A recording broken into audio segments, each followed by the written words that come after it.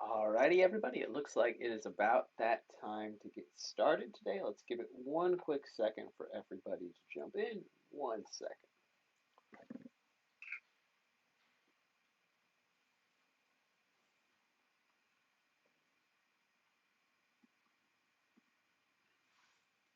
Awesome, and we should be good with the audio as well. Everybody, thank you so much for carving the time out of your busy day. My name is Sam Jameson with the Eventbrite Boost team, and today we're here to talk about how to market your upcoming holiday events using Facebook and Instagram to drive upcoming awareness, build social proof, and ultimately sell tickets to bring everybody together at the end of the day. So, just to give you a brief agenda of what we're going to be doing and covering today, First and foremost, we're going to be covering the basics of, everything that goes into building a successful campaign. We'll be taking a look at some specific examples for different types of holiday events. We'll show you what they did right in terms of their campaigns, how you can emulate and create very similar campaigns for your upcoming holiday events, and then we'll dive into the campaign creation process to show you all how to build these campaigns. So please, I always love for these to be interactive sessions. So if you end up tuning in a little bit later, have a question, or anything is a little bit unclear, please feel free to drop a comment in the chat if you would like anything covered, as we're ultimately here for you and your education at the end of the day.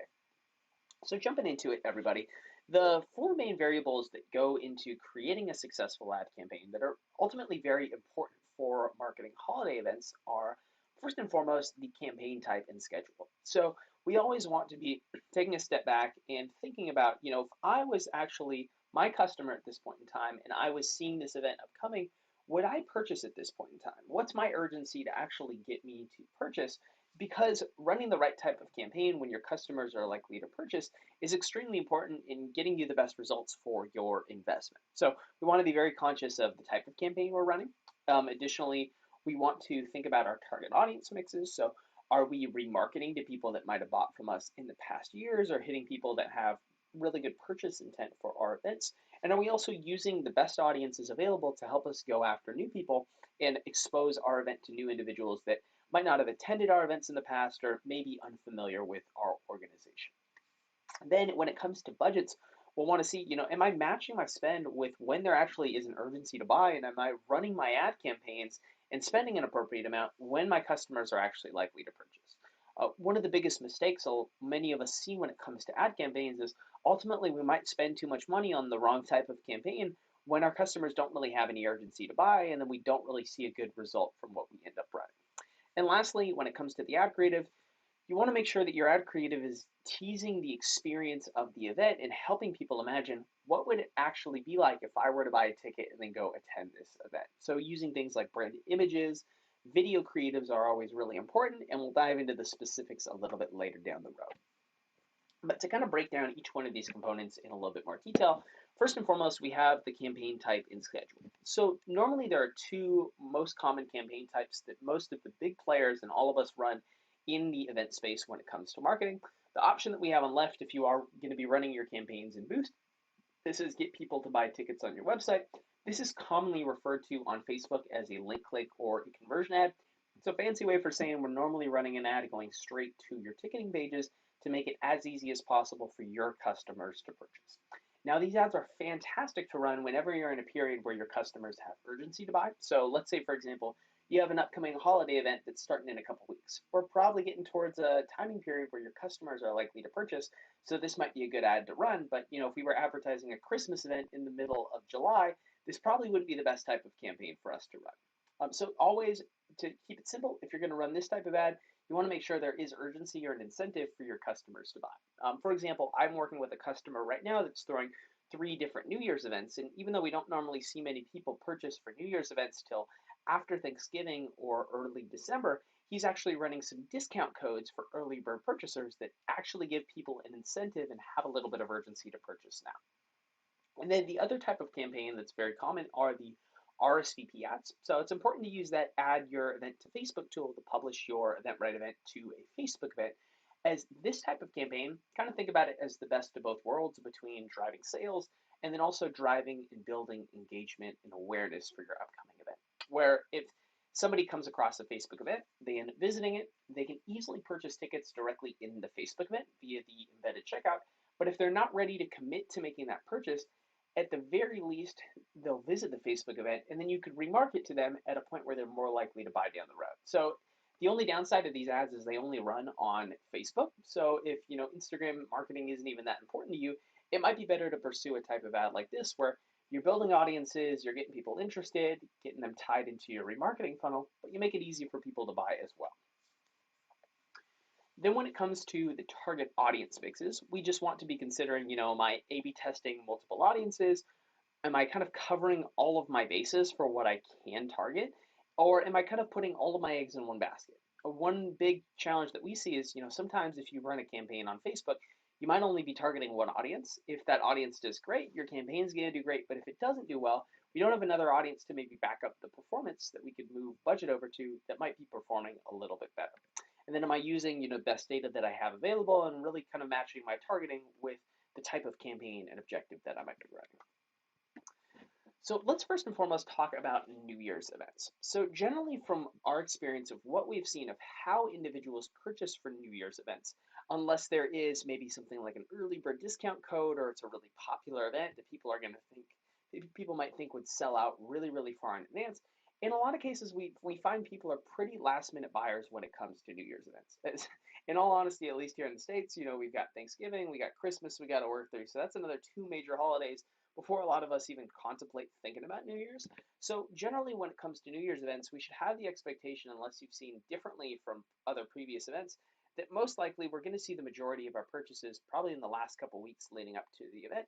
Maybe not a lot in November, but at least when December comes around, and especially that week after Christmas, that's when we see a lot of the New Year's events ticket sales really, really take off. So when it comes to kind of these same variables, talking about campaigns for promoting New Year's events, most customers generally begin to purchase in maybe early to mid-December with generally heavy sales after Christmas. When it comes to targeting, we might be targeting things like nightlife if it's a more of a kind of nightlife or music related event that we have going, and making sure that we're maybe marketing to past purchasers or people that interact with our social media accounts. Additionally, we'll want to make sure that we reserve a good amount of budget for advertising in December when there's a really good amount of purchase intent for the customer base. But if we want to be advertising in the month of November, we might want to focus on building engagement or doing things like event RSVP ads to kind of build these remarketing audiences. And then lastly, for ad creatives, try to prioritize using video content that maybe showcases what were previous experiences like, give context of what's going on, and we'll show a couple examples down the road. So I really like this customer's New Year's events that they ended up running a couple years back for their New Year's Eve events that they had. Basically, they ended up running a couple campaigns promoting their kind of nightlife, more party New Year's Eve type event, and just a couple things that they did right in line with what we've been talking about here. First and foremost, they started really this advertising kind of late November. So they understood, most of our customers probably aren't going to purchase till December, so we're going to delay a lot of that advertising till we get to a point where our customers are more likely to make that purchase. They didn't put all their eggs in one basket. They tested out a couple different audiences, going after new people, and they ran a pretty successful campaign. They also had another campaign where they were addressing remarketing. You generally can do this in one. You don't necessarily need to split it into two. But what I really liked was they covered all their bases. They really focused on advertising during the right times, and they used really good ad creatives as well here. So for an example of a target audience mix, we might use maybe 1 to 2 audiences helping us go after new people, like an interest audience and a lookalike. And then we want to have that group remarketing audience, which helps us market to people that interact with us on Facebook, Instagram, web traffic, and past buyers as well. Now, when it comes to recurring holiday events or a lot of Christmas events or something like Halloween Horror Nights or something like that, generally these events have a lot more consistent buying cycles throughout. Generally because there's not just one event that's happening, there's multiple dates, so people can purchase on their own accord for the event that is going to be most relevant for them to actually attend. So kind of compared to New Year's events where we generally see a really big spike in ticket sales really leading up to the event, for many reoccurring holiday events, we generally see purchases occur pretty consistently leading up until that event.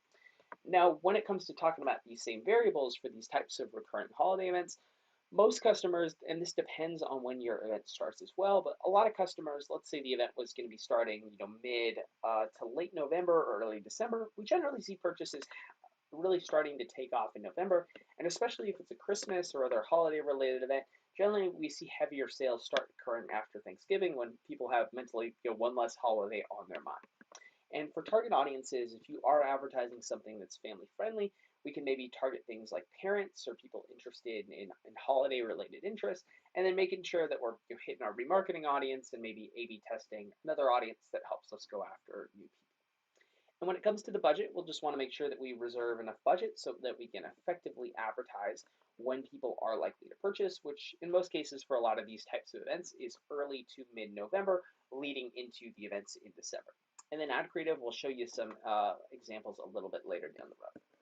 So this was one example that we had of a really successful very successful holiday holiday light show ran by the Lincoln Park Zoo out in Chicago. What I really liked about this campaign was they knew that their event was a couple months out. So this event was actually on January 3rd that they had, but they started actually advertising in the beginning of November. And they were under the impression, or they understood, we might not see a lot of sales right now, so let's run something like an RSVP ad so we can at least build remarketing audiences, build engagement, social proof, and then those that want to buy can make that purchase. But they actually ended up selling a good amount of tickets via this ad. So I really like this example as this kind of showcases the power of the event response campaigns, especially if you're a ways out from the event where, at the very least, your main priority is building up these audiences, getting people interested, but they did end up selling a good amount of tickets as well because people can easily buy within the Facebook event. And then a target audience mix, kind of as we talked about earlier, maybe 1 to 2 audiences going after new people. It's a family-friendly event. We definitely recommend targeting parents. It's a really good audience to target, as well as the grouped remarketing audience.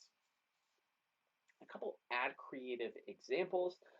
I really like these examples that we had right here, as generally in most cases you want to prioritize video content if you have it, but I know not everybody has video content to work with, so I wanted to show a couple examples here. So this example that we have by Minimal Effort for their New Year's Eve event, I really like this one is it had a lot of different changing clips, like a montage of previous events that kind of gave people some context of, what might this event look like, or what did it look like in previous years.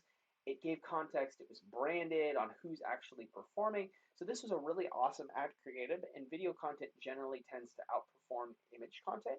But I really like this one ran over on the right-hand side as well as, even though this is an image that's non-branded, and let me skip back to this image did a really good job, I feel like, of kind of showcasing what the experience would be like and really playing into kind of the emotional element. So with this ad campaign, we were actually targeting parents for kind of a holiday Christmas themed part to bring the whole family, take some awesome photos, have a good time.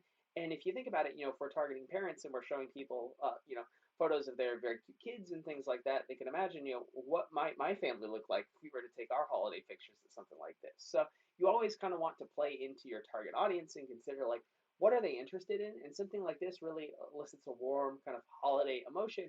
And definitely, I feel like a lot of people would think this would be a great family event to attend. So even though this was kind of a non-branded image, I think it did a really good job of kind of playing into the target audiences that they were hitting. A couple advanced tactics that you could do. You don't necessarily have to do this, but if you are a more advanced advertiser and working with a really big budget, maybe say for one specific event, like a New Year's event, you always could split your campaigns up into one ad that focuses on targeting new people, where you maybe put like 80% of your budget towards, and then another campaign where you put 20% of the budget towards, just focusing on remarketing. So you can maybe use different ad creatives or things like that. But ultimately, if you're not working with a really significant budget, you don't need to do this, but I just wanted to point this out, is this was actually done by the New Year's Eve example that we had looked at earlier, just so they had a little bit more control over how much gets spent and where is that money being spent. So on average, everybody, generally we see creators leveraging our platform to build Facebook and Instagram ads tend to sell around 16% more tickets comparatively to using Facebook Ads Manager. And many of the reasons behind this is when you're setting up your campaigns in Ads Manager, it can be difficult to know what's the right objective I should be running based on where my event is and when do my customers purchase. It can be really hard to target some of the more advanced audiences, such as building lookalikes off of your past buyer data, or even doing things like remarketing, where we know people in those audiences are a lot more likely to purchase than maybe just an interest or demographic audience. So we find on average people get a better return running their ads through our platform due to the automation and integrations with Eventbrite to help make your life easier running the right campaign and targeting the right people. So our main goal with Eventbrite Boost was let's make a all-in-one comprehensive place for all of your marketing needs for when it comes to Facebook and Instagram marketing, alongside email marketing as well. So you have a one-stop shop place within Eventbrite that you can go to get started promoting your events. So today we'll basically be diving in and giving you kind of an overview of some of those features and then how to build the app, but to at least show you where you can find this section within Eventbrite, you'll simply want to go to the Manage Events section, so where you normally create your events, then go over to the Marketing tab, and you'll find the various features we have in here. So email campaigns, Facebook events, and ad campaigns, which will be our main focus today. So just briefly talking about the various components of Eventbrite Boost and how they'd be beneficial for your holiday marketing plan. First and foremost, definitely use the Add Your Event to Facebook tool. It's an amazing way to simply publish your event to Facebook so you can grow remarketing audiences, build awareness, social proof, sell tickets directly in the Facebook event. But this also goes hand in hand with the advertising we would do for the event as well. So I'd highly encourage, if you take away anything from what I'm talking about today, make sure you're using this free feature to very quickly publish your event over to Facebook. Email campaign functions, this is a great alternative if you're not using something like MailChimp or Constant Contact and want kind of an awesome email tool that you can build customizable emails to notify your past purchasers or your prospects or email lists about the various events that you have upcoming. So generally, when you're always using something like email marketing in combination with Facebook or Instagram ads, the better exposure your event gets and the more people it ends up going out to via different mechanisms, the more likely people are to purchase it. So we definitely recommend incorporate email marketing in your strategy as well, even if it's as simple as notifying your past purchasers from the previous year, hey, we got another New Year's event coming up. But what we'll want to focus on today are the automated tools for Facebook and Instagram advertising. So let's go ahead and jump into the campaign creation process. So when you first get started in Eventbrite Boost, you'll notice this orange looking curve here in this section. Basically what we've created is an automated way to help suggest the right campaign for you to run based on where you are in your sales cycle for your event and when your customers normally purchase.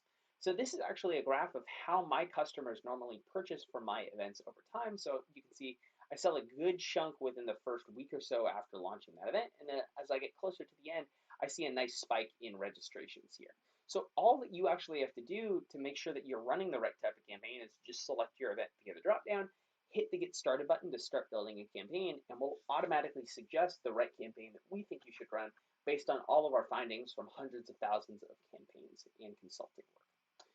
If you ever want to customize that objective or change it up, you can always hit this button. Just kind of a brief overview.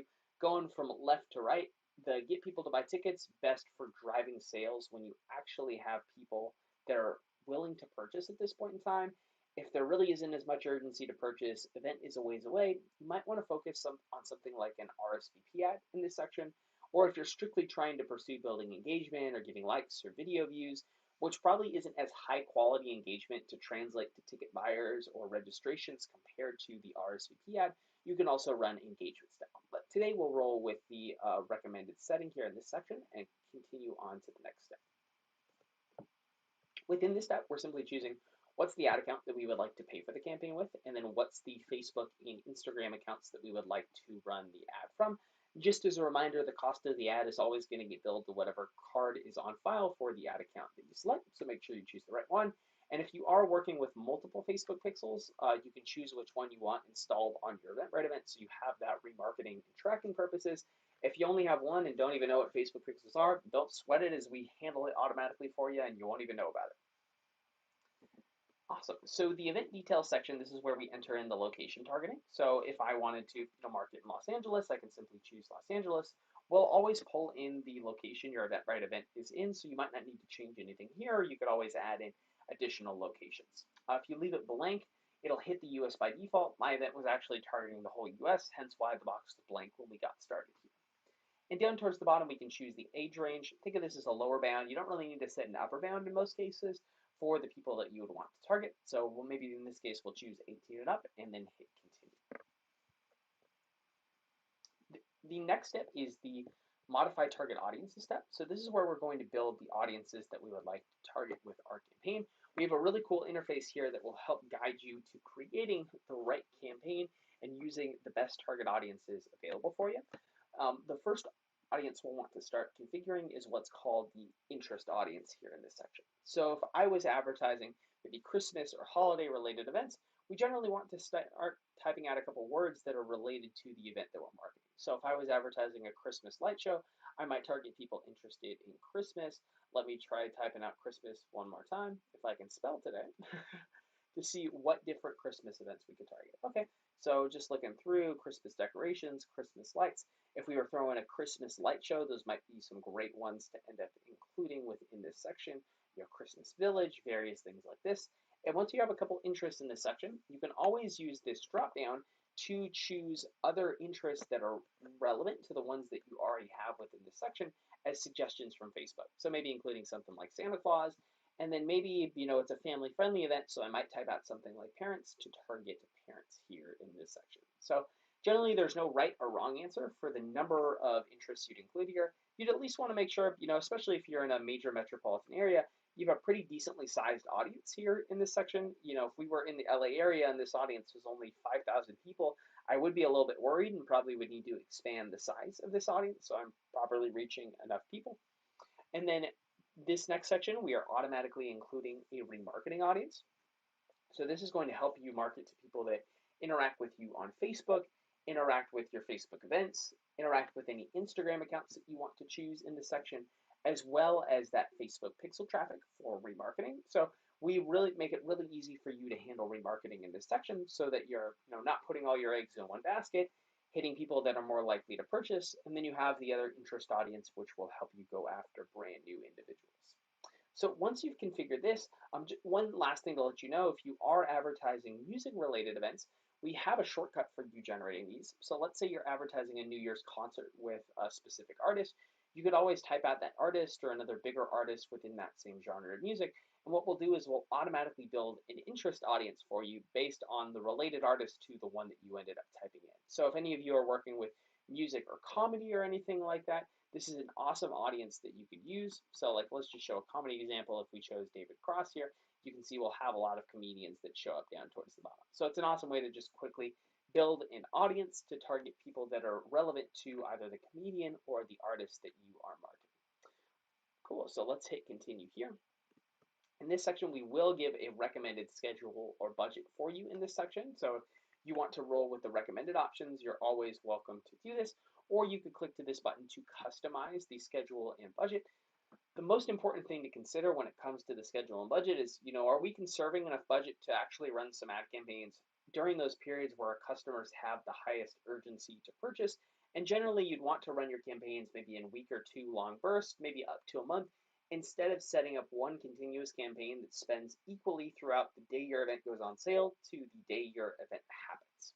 So once we go ahead and configure this section, we can go ahead and hop over to the next step. So I will just enter in a budget amount here. Perfect. Now, the last step or final step of creating your campaign is customizing what the creative is going to look like. So the most important element of your ad creatives is the image or video that you are using, as that's the primary thing that most people see that captures your attention the second you start actively running that campaign. So within this section, I would always prioritize if you happen to have video content, please try to use video content as it gives people a lot more full picture of the story or helps them imagine what might it be like if I actually attend that event. And you really a lot of times can't get that emotion across via an image. Using branded images like this that actually maybe have your company name or your event name are always good to use. You're not penalized by Facebook now if you use text in your ad as well, so you're welcome to use things like this, but try to prioritize video content or branded image content instead of more kind of stock-like images. And then generally in the post text, this is the next most important section. It's what shows up above your ad. You're generally just trying to tell people the who, what, when, where, why, essentially. So what's the event? When is it happening? Where is it happening? And kind of what is going on? And then is there any sense of urgency that our customers might not know off the top of their head that we need to get across? So for example, maybe if I'm advertising a New Year's event and I'm having an early bird sale right now, or I'm advertising a Christmas event and tickets are going really, really quick, if we're not mentioning that within the copy of our ad, we can't expect our customers to know that off the top of their head. And that's something that from a consumer purchase decision is actually really important to maybe drive me to purchase that ticket today compared to waiting a couple weeks later down the road. You just want to make sure that you give people context of what's going on with the event. Is there any reason why I need to buy today instead of tomorrow that actually gives me an incentive? And that's the main stuff that you'd want to get across within your post text. The link headline is what shows below the image or video that you end up having. Generally, a lot of people might give a little bit more context or just put in the name of their event. It's okay to kind of be a little bit redundant for what you have going on here. And then link description, this normally shows below the link headline, but it doesn't show up on every network placement nowadays. You generally can leave this as is. It's kind of trying to describe to people, why would I click on this ad? What am I getting into if I click this buy tickets button? So we're saying like, if you click the buy tickets, you're going to get your tickets on Eventbrite. And the call to action, if you are selling paid events, I'd highly recommend use the buy tickets button. It may seem like a little bit of a shotgun sell, but it is by far the most effective one that we have seen used whatsoever.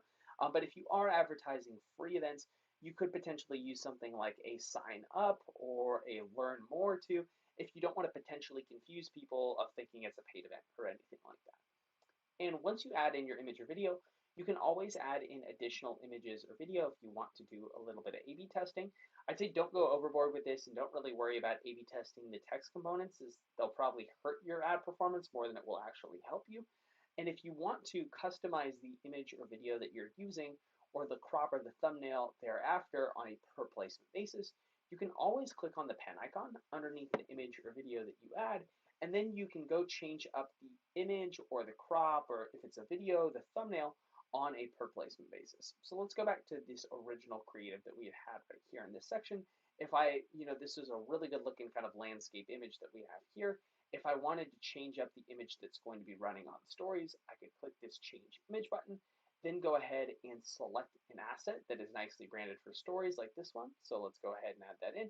And then we can see we're using that one creative on Facebook and Instagram feeds, and then that other creative on Instagram stories.